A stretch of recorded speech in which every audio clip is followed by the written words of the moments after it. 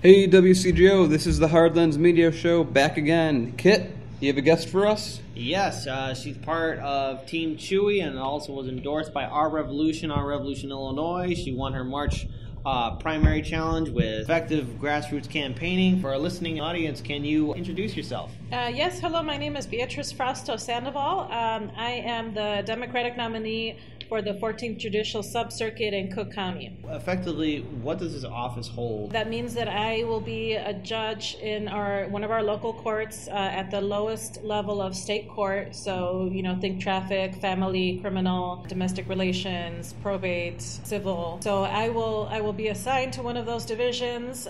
You rotate assignments as a judge. You work your way up. There are obviously head judges in each division. So I will be in the system. I was elected as a circuit court judge, which means I represent the 14th sub-circuit, which is the southwest side, where I've been living for over 10 years. So I will take the knowledge that I've gained as an immigration attorney for the last 13 years and try to make sure that our communities have a voice and a representation in the courts where they go to seek justice every day. Not a lot of people wake up, when they're a kid or they're a teenager and say, I want to go on a path that makes me a judge. Or Yes. What in your life pushed you to the path that you're in?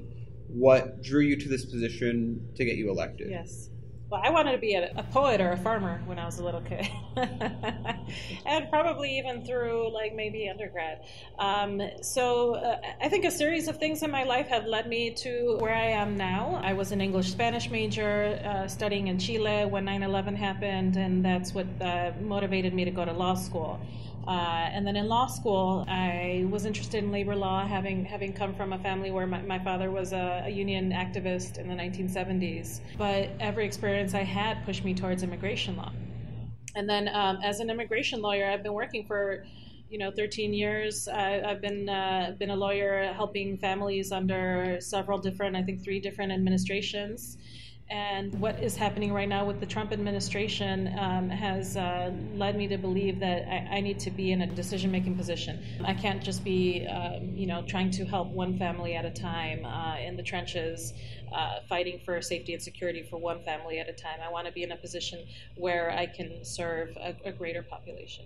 Now, of course, running a campaign might seem pretty, it might seem like a pretty dauntless thing to do, and there's a lot of variables to take into account. So, since this was like your first time really running for a key seat of power, what do you want to tell people who might be interested in running for office? Like, what kind of challenges did you have to deal with, and how did you overcome them? Mm-hmm. It is definitely a very big commitment. I would say that as a solo attorney, I sort of took a hiatus, took a leave as much as I could. Family is very important. I think my family, I have a wonderful husband who supported me and took care of our 3-year-old and our 6-year-old, putting them to bed every night when I was out, whether knocking on doors or speaking to people at different house parties and meetings. Know your support system, know the resources that you have available, and just talk to people, let them know what you're interested in doing. Nothing is impossible, but you have to really work at it. We certainly did. We all worked very hard, the 4 of us, for our victories. Now, you were also associated with Team Chewy and got the endorsement from Our Revolution, Illinois. So essentially, what does it mean to you, especially with this current climate with Trump's administration as well as money in politics? What does it mean to you to have that kind of endorsement for your campaign? And how did it really affect you in regards to reaching out to potential voters? With respect to reaching out to potential voters, I think certainly that some of the young people in our communities are aware of Our Revolution, but we're talking about the southwest side where probably a lot of the voters are not familiar. But they should be, because Our Revolution, I think, represents the youth in this country, and where the youth in this country is where we are progressing. The youth in this country is realizing that, grown-ups don't have the answers. The generations that are coming before them are, screwing up the environment. We're seeing these unprecedented attacks on human rights as far as immigration goes. So Our Revolution represents youth a call to action that I think a lot of youth in Chicago and across the country are starting to take note of and realize that, they have power. They don't have power when they're 18 and they can vote. They don't have power, when they're 21. They have power now, no matter what age they are. So you were mentioning that our revolution was a good connection with youth voters. How did you connect with voters that weren't youth, that were middle-aged or older? Mm-hmm. Well, we did a lot of outreach, door knocking, and meet and greets with people. Again, I, as an immigration attorney, I've been working with the communities on the Southwest side, so I have established relationships with different churches and Catholic charities where I'm on the board of their Southwest Regional Board. There are a lot of organizations in place in Chicago. We're a very social-minded city. And so I utilize those networks. These are networks that I've been a part of, trying to help people for years as an immigration attorney. So those same networks is what we need to activate right now, whether it's in an election or in protesting the Trump administration's policies. We need to be in our communities. And when it comes down to really addressing current events, you were recently at a large protest in downtown city of Chicago at the Daily Plaza. One, what was the purpose of being there, and why were you standing in solidarity with a lot of these activist groups that are calling for the abolishment of ICE? I joined the rally today to march against ICE and to end the separation of families that we're seeing along the border, and also here. We have instances where people in Chicago are facing deportation.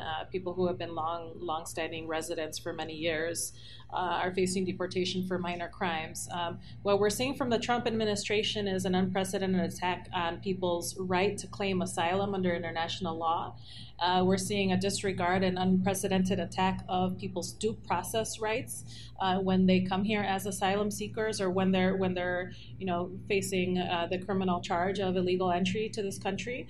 And we need to demand better from this administration. The way that they have callously separated families without a real regard for how they're going to coordinate, any eventual reunification, whether it's here or after deportation, which I think is ultimately their goal. Their goal is to force these parents to acquiesce to deportation, but they don't have a clear plan for returning these kids, even once people have been deported. And it's immoral, it's unjust. The system is not working right now that we have. ICE is oversaturated with funds, and it is not accomplishing what we need it to do, which is to really serve the interests of national security. How do you think people will look back on this time period 20 years from now? Well, there are certainly parallels already being drawn between, the Japanese internment camps during World War II and the Native American re-education schools that were a part of this country, that are a part of this country's unfortunate history.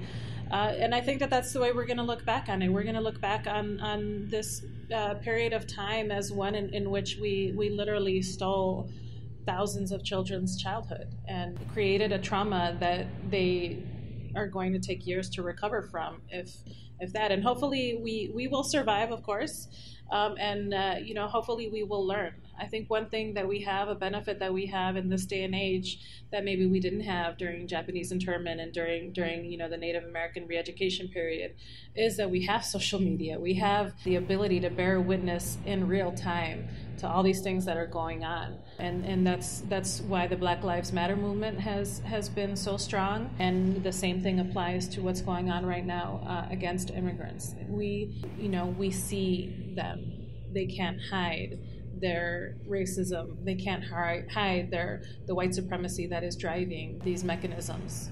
When we look at the voter turnout, though, especially looking at the primary, what's it really going to take to get millennials and younger people to vote in mass? Because here in Illinois, we've talked about before, the percentage was 3%. Mm-hmm. What will it take to get a larger turnout? And just a button, 3% for 18 to 25. 3% for 18 to 25. Okay. Yeah, so I actually hadn't heard that statistic before today. I do know traditionally the primaries do have a little bit lower turnout. This general election coming up is I think, many people across the country know that it is very crucial. We have seen some important victories in our primaries. We've seen a Democratic Party that slowly but surely is starting to push to the left. And I think that that's what the youth in this country supports. I think the youth in this country is more to the left of center. That plus the challenges that we're seeing right now, what we're seeing on the border, I don't know what else to say as far as why the youth need to get out there. As I mentioned before, the youth has the power. They need to exercise it, and they need to demand that their voices be heard. Guys, it's a pleasure having you. We'll see you after the break. With today's major investment firms in the news every week for ignoring their customers' interests and receiving golden parachutes, isn't it time to think about investing locally? VFG Group is a family-owned financial and business consulting firm located in Oak Park. Whether managing a portfolio or planning for retirement, there are 3 generations of Ventrescas you can speak to. If you are planning to invest or have questions about investing, visit vfg.org and call 708-296-9100. Just ask for Larry. Again, that is 708-296-9100. Having troubles with your pool? Plumbing leaking? Patio settling? Cracked or faded concrete? Or have you patched that liner one too many times? Maybe the problem is you don't have a pool and want one. Whatever your concern about pools is, JFY has your answer. 20 years experience keeps you swimming, not sweating. Call us today, 847-721-7735, or visit us on the web, jfypools.webs.com. And we're back. I'm sitting here with myself, Kit Cabello, and Paul DuPont. Kit, you got a story for us? Absolutely. So, this week, myself, Daniel, and one of our team members, Jerome, we all traveled to the border between Illinois and Wisconsin, and our purpose for being there was that we were invited by the Gaia Coalition, which was comprised of over 100 different groups in the state of Wisconsin that were protesting the Foxconn construction. Now, what everyone needs to realize is that Foxconn is a foreign company that has its headquarters set up in Taiwan.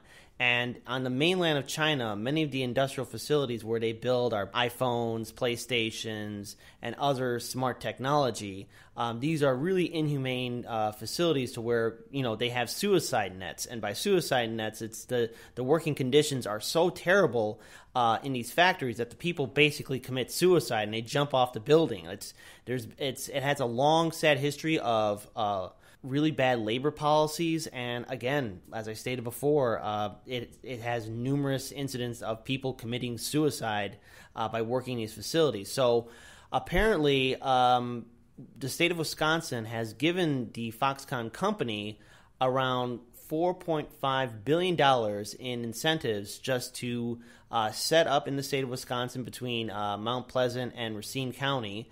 And basically what they're offering the people is 13,000 jobs and, new infrastructure and everything else. But the concern is that the state is left holding 40% of the state bonds should this project flop. And a lot of people are saying that the costs are gradually increasing. In fact, the people that we interviewed around 11 different people, some from grassroots organizations to political candidates, and all of them said the same thing, is that the price just kept on getting higher in regards for incentives for the Foxconn company.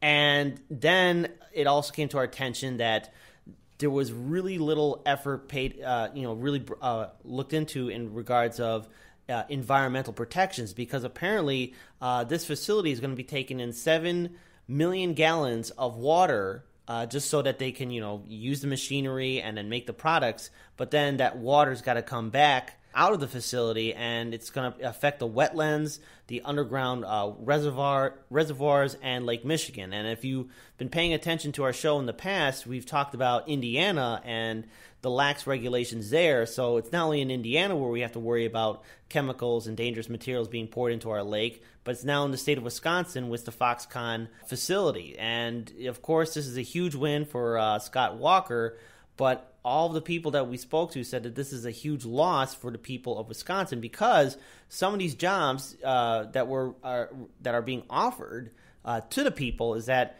they're mostly white collar or heavy technician kind of jobs. And so that means a lot of the people that will be working there will be coming from Illinois or somewhere else entirely. And it's not going to just go to the working class families in Wisconsin. And at the end of the day, there's been a lot of talk of really holding this company accountable. And one of the candidates that we interviewed is actually talking about getting this factory out of Wisconsin. So you could check that out on our YouTube page as soon as that's up. And so a little extra to add into this. So Wisconsin has already agreed to pay about $4 billion. $4.5 billion. $4.5 billion. Again, it keeps rising. So every time I say it, it's probably a higher number. It originally started, the original cost was like around $3 billion, but it just kept on getting higher and higher. And that goes with the jobs as well. Originally it was we'll give this place 3,000 jobs, and now it's 13,000 jobs. When people have been saying, hey, not enough jobs, they go, we got 2,000 more. We just made them appear out of nowhere. And a lot of them are going to be just in the construction, so it's temporary. It's very much like the pipelines when they're built. Oh, we're going to make thousands of jobs temporarily. And then You mean 40. But then it will turn into 40 once we're done. So in this case, you have eminent domain being used at the behest of a foreign company, which, again, I thought in Trump's America, isn't that not what we want to do? I know I'm not going to say that specifically our position, but, again, isn't that all the Republicans' position, that we should isolate ourselves from the rest of the world, not give a Taiwanese company American land, eminent domain to take American land, American dollars? Isn't that what Fox News calls welfare? I think that's what they call welfare. The Trump administration is doing something similar with ZTE out of China, but that's a slightly different foreign business issue. We had a few people that mentioned that they're thinking that they may actually just fly in Chinese migrant labor to do the work for the most part, which would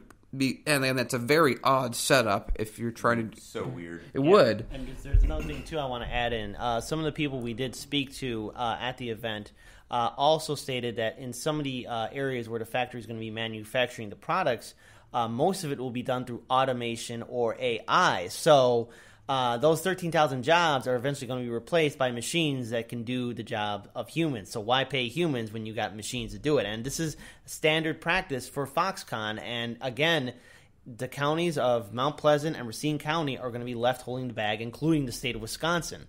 And we've talked about the Amazon HQ. Mm-hmm. I mean, if those are the two options, I would happily take any offer Amazon gives, because they're offering like, hey, for $2 billion, we'll give you 50,000 jobs. Whereas like Foxconn's like, no, we'll maybe give you 13,000 for $3.5 billion, and we might not stay there if it doesn't work out. Probably neither option, right? Probably neither is what we want. I have a slightly different take on this. I'm not in favor of the plant. I think the amount of money, public money that would be going into it is too much. I think the potential jobs are too small. I think this is just a way of the government allowing things to be privatized in a disingenuous way. When it comes to the suicide nets and suicides in the factory, a couple of things that you need to look at. When that story was real big, that was around 2010, and that was, they came under a lot of fire because those were the plants where iPhones were made and iPhone headphones and things like that. The actual percentage, the rate of suicide is basically on par with, almost exactly the same as the general population, even here in the United States. Just standard rate of suicide. And the fact that it's taking place at the facility isn't surprising, given that a lot of these workers are coming from villages outside of the manufacturing district, and they're housed there, right? Their dormitories are there. If you're going to commit suicide in the United States, and maybe if it is job-related, you're probably going to do it at your own home. It's not going to end up happening at the workplace. That's what exacerbated the story a bit. So it's not the suicides per se that bother me. It's the financial implications that are more worrisome to me.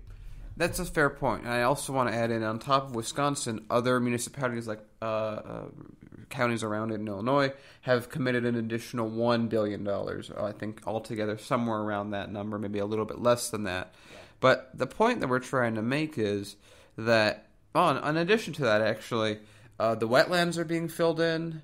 Mm-hmm. And again, we're listening to someone who's talking about how her farm was put under eminent domain, and they're not even sure they're going to use the property, but it's been taken from her anyway. And they're like, oh, and we're going to pay you $400,000 under market value for your property. So that's the bigger story, the misappropriation of public resources. We've talked about Flint, Michigan. We've talked about East Chicago, Indiana. We even talked about how there's lead in the city of Chicago's water. Okay, there's lead in our water. We've heard speakers on our live stream. You could check that out on our Facebook page. You can also check out some of the interviews, too, on our YouTube channel, where they were talking about the infrastructure, the water infrastructure in Mount Pleasant and Racine County. Now, of course, they're trying to update it. One of the people we interviewed did mention that there's a new filtration system that they've set up, but many of the underground water reservoirs are poisoned. Many of the area's water infrastructure is severely out of date. And so when this Foxconn facility gets set up and they're taking in 7 billion gallons of water from Lake Michigan and dispersing it back into Lake Michigan or into the wetlands or into the underwater reservoirs, people are going to be sick or are going to get sick, or they're going to acquire some very dangerous health issues. And the thing is that this is our water that's being poisoned, and if we don't take care of it, we're not going to have fresh, clean drinking water anymore. We got enough problems from what's being spewed from Indiana into our lake. Do we need to worry about something that's happening in Wisconsin? I mean, we have to really treasure our clean drinking water, because once it's gone, we may not get it back for a very long time. And the cleanup effort is going to take a lot of money, a lot of resources to make sure that water is safe for human use again. Let's not look at that lake and say, hey, remember the times when we used to swim in it and enjoy it? It's all gone now. Let's try and avoid that future. It's really up to us to step up and do the right thing. And it also should be noted, too, that we did see Air Force 2. That's the name of the helicopter that the president uses. So we did see Trump fly in and then fly back as soon as he was done with the, I guess, opening ceremony or something like that. And then when we were actually leaving the event space, remember we saw like 1,000 giant American flags that were blanketing his entrance. Yep. It was quite something. The only thing we didn't take a picture of, but it was like I don't think I've ever seen that many American flags over a year, let alone all at one time. Yeah. But on that note, Paul, what do you have for us? This past week saw a massive victory for democratic socialists and progressive-minded political thinkers. We had a major upset in New York's 14th District. New York's 14th District is perhaps the most diverse district in the country. It covers Queens and the Bronx, and had been... so the 14th District had been Joe Crowley's district since 1999. He's run unopposed since 2004, and what seemed like a surprise to almost all mainstream networks, someone they'd almost never heard of came in and won, not by a small amount, but by almost, I think it was double digits. Yeah, almost 20 points. Almost 20 points, wow. Alexandria Ocasio-Cortez, who is a card-carrying DSA member and a proud progressive, won the district in what we're sort of calling the Democratic Party's Eric Cantor moment. You go back when Eric Cantor got voted out of office, it was from a sort of a libertarian type candidate, and he was sort of in line to be the Republicans' next top leadership in the House. The same is true for Crowley. He was going to take Nancy Pelosi's seat, and he was a big, part of the New York political machine. He was sort of a New York party boss, and really in line to do that. But what has he ever done for you? Like he's not. He's part of the machine. He's part of the establishment, and business-centric networks and the lobbyist class are all wringing their hands and gnashing their teeth. They're not happy about this. They've got someone. They're not happy, and it's great. This is a huge win. This shows that you really can take a progressive agenda, a Medicare for all agenda, a college tuition agenda, a jobs program, Green New Deal. You can take that to the people and run a campaign without major lobbyist funding, right? No corporate donations, just small grassroots donations, and you can win by a near 20-point margin. So this is a huge day this is a huge week for progressives. This is a huge win for people who want to have a more democratic, socialistic minded policy coming into the country. Also, one thing that's really cool about Ocasio-Cortez is that she's got a lot of ties to Puerto Rico. She's got family ties to Puerto Rico and speaks very openly about the need to get rid of these financial austerity measures and the fact that disaster capitalism is running amok in the wake of Hurricane Maria. And just the amount of sort of financial plunder that goes on in this colony that has no political representation, they kind of sort of vicariously do now through New York's 14th district. So I'm just over the moon. This is great news for all of us. So I'm looking at this win in a couple different aspects. One, I love it. It's the best thing ever. Two, this is a huge win for the Democratic Socialists of America as a political organization. It shows me that, one, that this organization has the ability and resources, especially in New York City, in New York State, where they have closed primaries, that they can not only infiltrate the DNC, but actively have a strong progressive candidate to remove a neoliberal establishment Democrat. It's the best news ever. It means finally we got somebody in there to fight for progressive ideals and agendas, and just not say, oh yeah, these are things I believe in. I don't know when we'll do it. She's going to fight for them. She was an active volunteer and organizer for the Bernie Sanders campaign in 2016. She has a long history of really fighting for grassroots organizations and fighting for progressive causes. And her victory is a sign of things to come. And hopefully it will continue on as we go into 2019, 2020, and all the other election cycles in regards to reforming the DNC. It can be done. It's not going to be an easy fight. But this was a big fight, and it was a big win to where finally we can say we can take on the neoliberal establishment. On top of that, let's look at the former candidate that held that seat. He was Nancy Pelosi's right hand. He was being groomed to be the next Democratic leader. And the fact that you have this one random candidate from the DSA defeat a neoliberal establishment candidate, and it ruins their entire plan. It makes my day, because finally they understand that we're not going anywhere and that we have political power. So I want to say a number of things on this. This represents a whole lot of things to a whole lot of different people in a whole lot of different ways. First, I'm going to talk to a lot of progressives that we've talked to who are of the mindset that the Democratic Party is untouchable, that it's rigged, that there's no way to get in. First, I want to go on this way. When we had the laws protecting the civil rights of voters, of course, that we talked about before in previous shows, about how, everyone's like, you mean the southern states, how the southern states couldn't make changes because of their history. Well, it turns out there was one state in the north that also had those restrictions, and that was New York, because they are, in terms of their primary system, even worse than Chicago is. And so when we're dealing with situations like this shows beyond a shadow of a doubt what I've been saying, what we've all been saying for so long, and that is this perceived invincibility of the Democratic Party has been nothing more than a paper tiger. It's a single wall that as soon as you break their defenses, you win. And like we've said in Chicago, if you win against an incumbent, you have to win 60% to win by 51%. That's my math to make up the corruption and all the other things that the city will do. It's not impossible, it's just more difficult, as you could expect it to be. The fact that she comes in, she's a bartender a year before, and she comes in and now she is in office beating the number 4 Democrat, says that again, this is a corrupt state where the primary system is very controlled. All these things factored in, and she still beat him by double digits. He put in $3.5 million. She put in $300,000 that she raised through small donors. So this is a scenario that shows that what we've been saying before, that it's always going to be easier to do a hostile takeover of McDonald's than it will ever be to start a burger chain from scratch that excels and beats a McDonald's. It will always be easier to do a hostile takeover. And it's, again, for everyone that said it couldn't be done, the Democratic Party is rigged and you have to go in a third party. This shows that you're wrong. They're even more corrupt than they are here in the city of Chicago. It proves that you're wrong.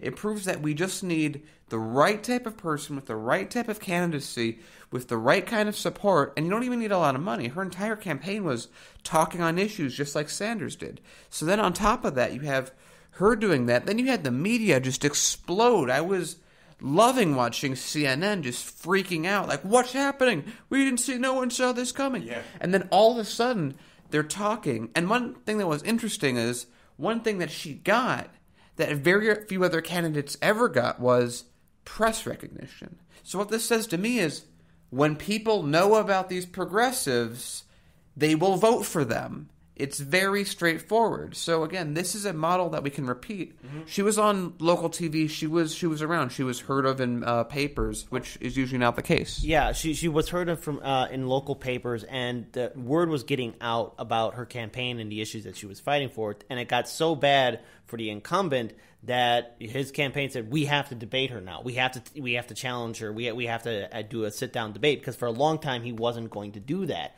But because of how people were polling and how people were responding to her campaign, he was left with a no-choice situation. He just couldn't sit this one out and think, oh, I got this, much like how Hillary Clinton thought that she had the general election in 2016.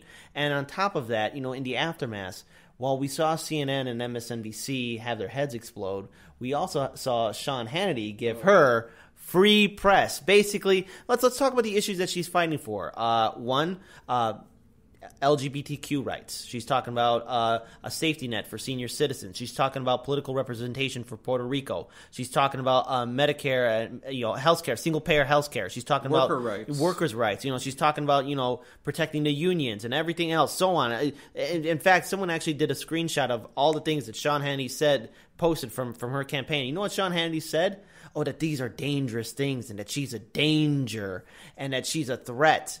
Well, all these things up there are things that people have been asking for years in America. We want protection. We want help, because in this system that we have, it's pull yourself up by your bootstraps, but the bootstraps have been ripped off a long time ago, and the boots are falling apart. People need help. All right, no one's not asking for a hand on just living on government welfare. No one wants to live like that.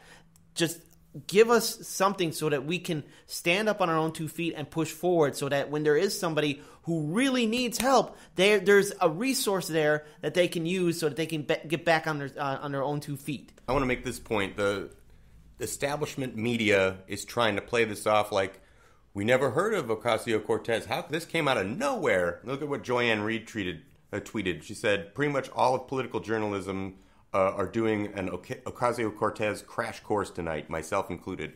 That's just an excuse. That's an excuse. I mean, Humanist Report covered him. TYT covered him. Like, her. This is not someone who was, like, invisible. People who know about progressive politics were waiting for this, and the establishment just thought it was going to be an easy rollover. Crowley's got this. And if you look at, I can't believe that there are think tanks like the Progressive Policy Institute, which is anything but. I mean, Ben Rich tweeted, oh, please, she just promised everyone a bunch of free stuff, which is just that propagandistic lie about what democratic socialism really is. Most politicians always promise free stuff. It's just generally to people that already have money. Right. So I want to also say, on top of this, so you have the press again saying, Joanne Reed, of course, who just hates anything that is progressive. Democratic Party shill. Anything, yeah, Democratic. I mean, I would even go further, but I'm not on the radio. But what I think is important to realize is, again, Progressive News has been covering her for about a year now, and everyone on the progressive side's known about her. This has basically been what we've been talking about the media, that they've been actively just ignoring candidates that had real chances, which hurts their chances, and then they don't win. They go, well, we were right to ignore them. So, again, we have papers that ignored her, but again, she was lucky enough that she had a viral video that she made with that ad. Again, she was on progressive media for a long time, and eventually she just got large enough that she was on the more mainstream stuff. And I think what's most important to note is that she just wins on policy issues and ideas. You talk about this, the paper tiger that you have to get past. You got to get 60% of the vote, and they've got all this money. We win on policy. When we talk about the direction we want this country to go and what the nuts and bolts of how we want to get there are, progressives just win with the public. Yeah. One final note, too, and it's relating back to Sean Hannity from Fox News. As he was listing all the progressive policies that were quote unquote dangerous and a threat to American society, he added in one final note, like, what's the difference between Cortez and all the Democratic and regular Democratic leadership? He said, well, when she speaks, she means it. So, Sean Hannity, thank you again for that free press for a member of the Democratic Socialists of America. It's just only signs of things to come, and it can be done. The DNC can be reformed. I want to add one final note. This is to do with the DSA itself. So, we covered the DSA last summer when they were here in Chicago, when they had just exploded in popularity. And I kept saying, they're going to be meaningful. And so, this election cycle, they've had victories in Virginia. They've had victories in Pennsylvania. I think that they're actually doing better than all the other organizations are. DSA is the one that's really, really, really doing well and winning seats everywhere. Like when we talk about progressive victories and we name it, it's like a 50 or 60 currently, we're just talking about the organizations like Our Revolution, groups of that nature. But when you add in DSA, it almost doubles the number. I mean, they've been really getting a huge amount. And this is actually not even the first time that they've taken out leadership. In Virginia, they took out the Republican House whip. So they're actually doing a lot. And I really am excited to see them. Again, they're doing a fantastic job doing a hostile takeover of the Democratic Party with almost no resources. Yeah. One final thing about the DSA. As a political organization, we're seeing them use their power, and they're not going to go anywhere. And this is adding real political discourse in this country that we haven't seen in a very long time.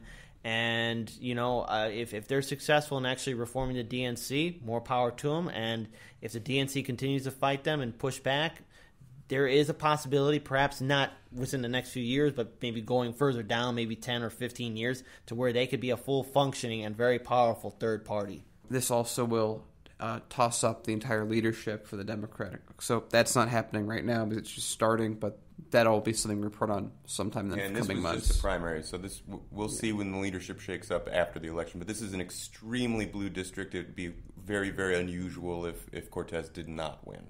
Yeah. We have a little more local story. We have Michael Pfleger, who, of course, is a pastor that everyone knows throughout the city, very, very vocal on a lot of issues affecting people in the South Side. He has been planning to do a march on the Dan Ryan on July 7th. And the police are like, no, please don't do it. You'll just cause more violence in the South because we'll redeploy people from the south of the city to do this. So first, I want to say on this, it's kind of disgraceful, I think, that the police are using this angle because he is coming and saying, look, we have all these issues in the South Side.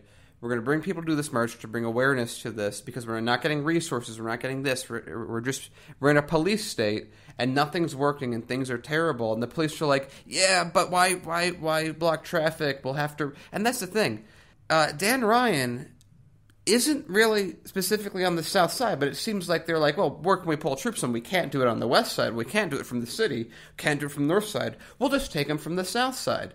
So if the police are saying is that, oh, when your people are going to go on to the Dan Ryan, we're not going to take them from anywhere else. We're just going to take them from the neighborhoods that we're already patrolling, which is kind of that's why I say it's a little bit disgusting to me, the way that they're using it as, oh, if you dare protest on the Dan Ryan, we'll pull police from your areas and you won't be defended. And that means violence will rise. And they're basically saying that the deaths will be on your hands. When what I think they really mean to say is, no, please don't shut down commerce. We really need those highways. People need to drive, and we're going to lose a lot of money if you do that. So it's I hate arguments like this whenever the police does these, like, hey, how dare you try and do something to, and they even said they were, like, sympathetic to the cause and the idea that they're doing, but, oh, you can't do it that way. Oh, what way should we be doing it then? The police have been doing so well at quelling the violence. It's almost as if they're a contributing factor not doing anything to fix it because you can't have police fix a problem the same way you can't defeat a guerrilla army with an actual army. It's the same issue we're having in Afghanistan. It's the same issue the British had when they tried to take out the American Revolution. You can't win with force like this, and the police act like them being there is the solution as if it's worked this entire time and not just maintained it. I think the strategy of doing the march on the highway is brilliant. Not only, like you were mentioning, that you sort of cut off a little bit of that through the traffic into the downtown area that hurts the city financially in some ways, at least temporarily, but also if it forces people off the highway coming from northwest Indiana in the south side of Chicago, now you actually have people forced to get off the highway and drive through those communities and say, boy, there are no grocery stores anywhere. Where are the schools? What is this neighborhood? Now you really put the actual optics of it front and center for the average person. Kit? You know, there's a little sad history about Chicago and it being a hyper-segregated city. If you go up on the north side, you get paved roads, smooth streets.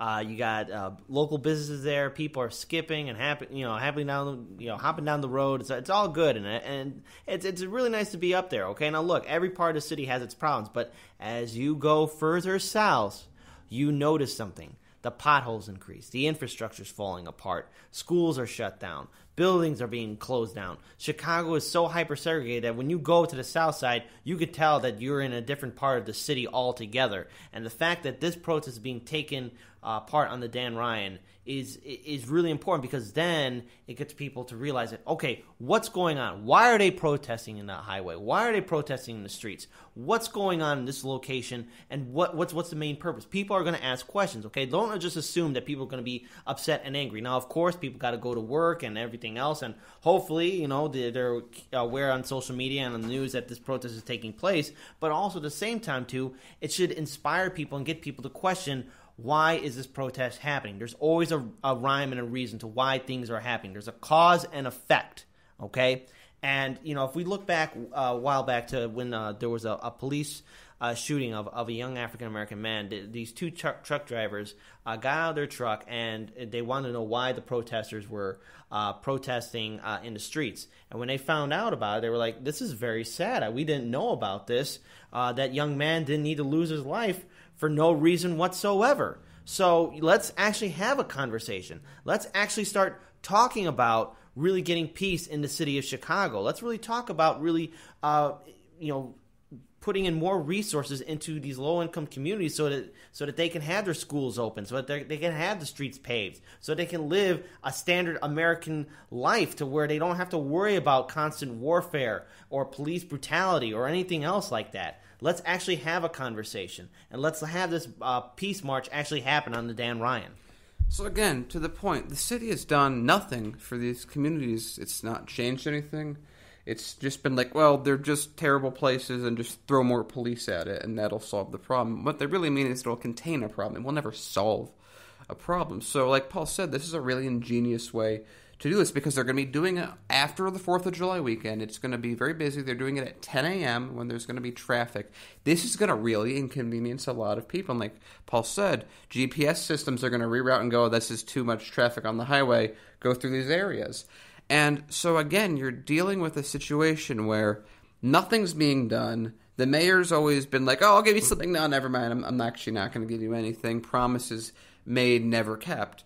And so you have a community, because think about it, how bad does it have to be for a large number of people to go, yeah, let's just walk on the highway, this is the best solution, when that's the answer to your problem, and it is the best answer, or one of the best answers. You're in a terrible situation when that's one of, it's like people that are self-immolation. It's kind of like in that kind of, it's a very extreme thing to do, but no one pays attention to them. Media doesn't cover them. This is going to give them a huge amount of media.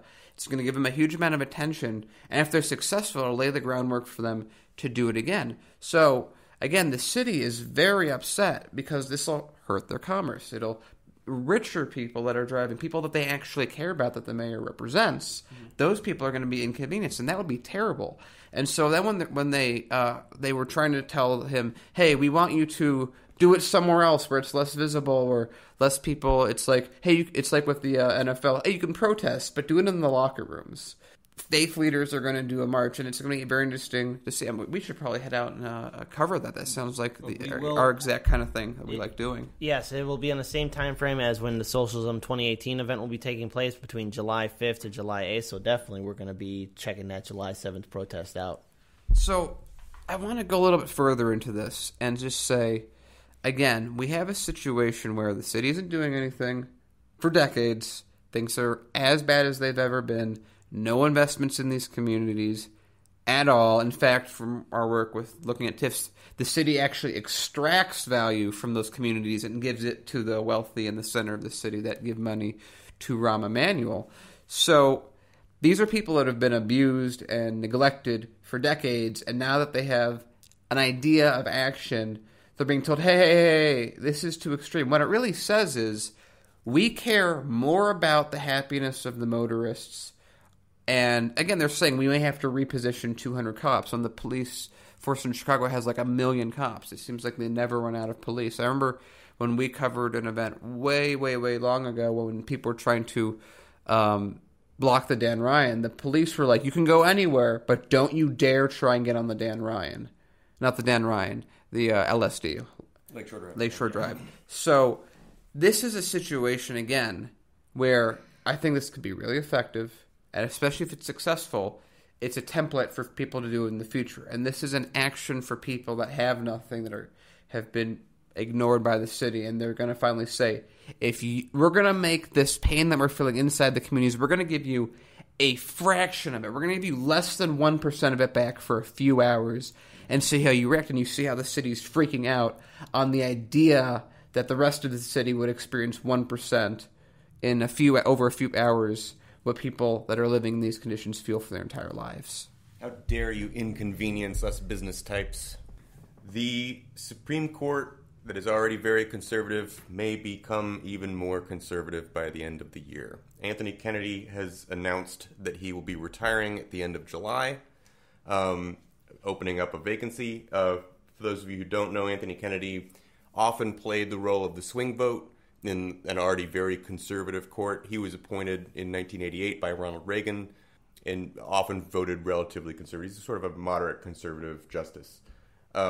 This comes on the heels of Neil Gorsuch being confirmed, so Trump's first pick, in a seat that was essentially handed to Republicans from what appears to have been a political tactic from the Obama administration. Remember when they appointed Merrick Garland and Republicans were being obstructionist about the appointment, and Democrats didn't really fight back, didn't really push the Merrick Garland appointment. Not that I think he's the greatest justice or whatever. The political idea there was, let's have this open Supreme Court seat be a factor in the election because, oh no, we can't let Trump appoint someone to the Supreme Court. Well, now he's going to get 2 appointments.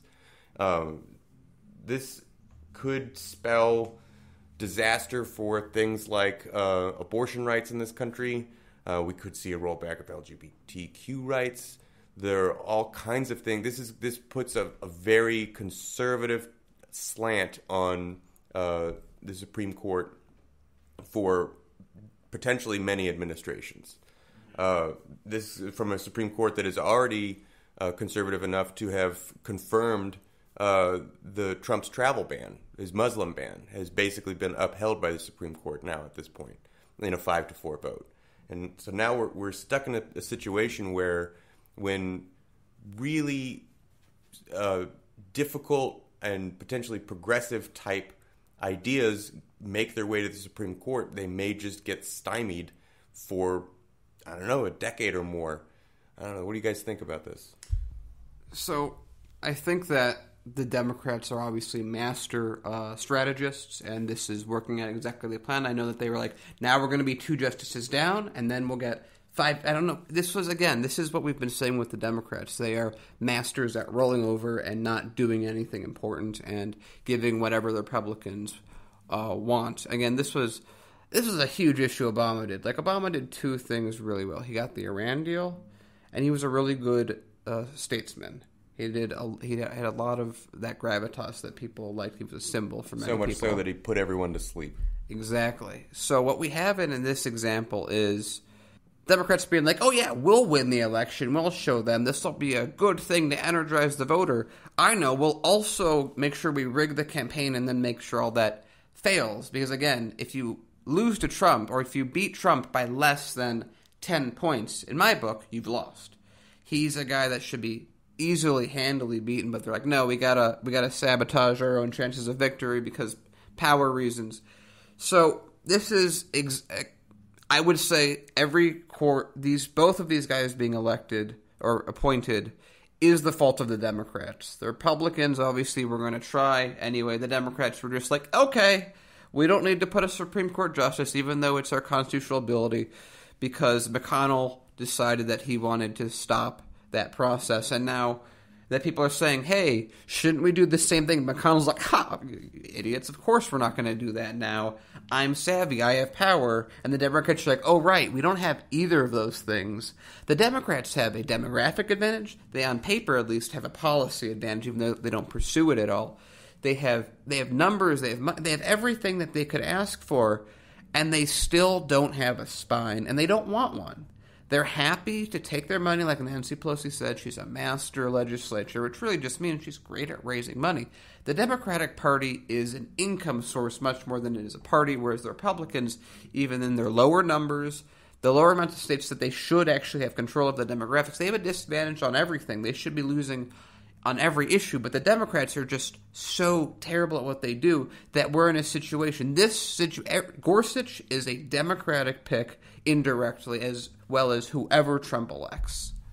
I want everyone to remember that this court that we also have, not only is it a conservative court, but it is a very neoliberal establishment Supreme Court. It's pro-business, it's pro-corporations, and so you can definitely expect that while there will be definitely some conservative laws and policies put into place, and there will be some walls against progressive policies and ideas, it will still be as business as usual for the corporations, for big business, for Wall Street, and for political corruption. Remember, this Supreme Court is also ones that passed the Citizens United or approved the Citizens United, as well as the McCutcheon's decision, to where money is speech and corporations are people, and they could buy our politicians whenever they want, and no repercussions will come their way.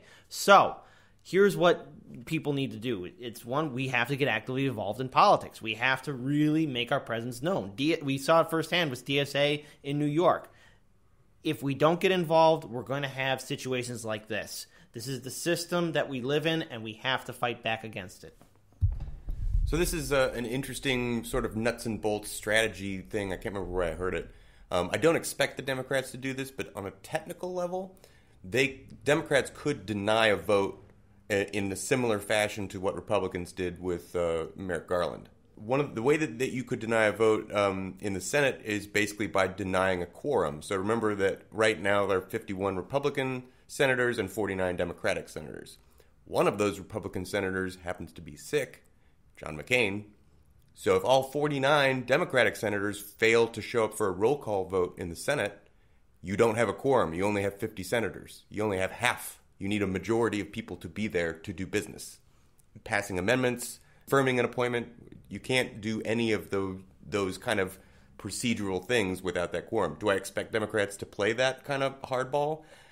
No, I expect them to roll over completely.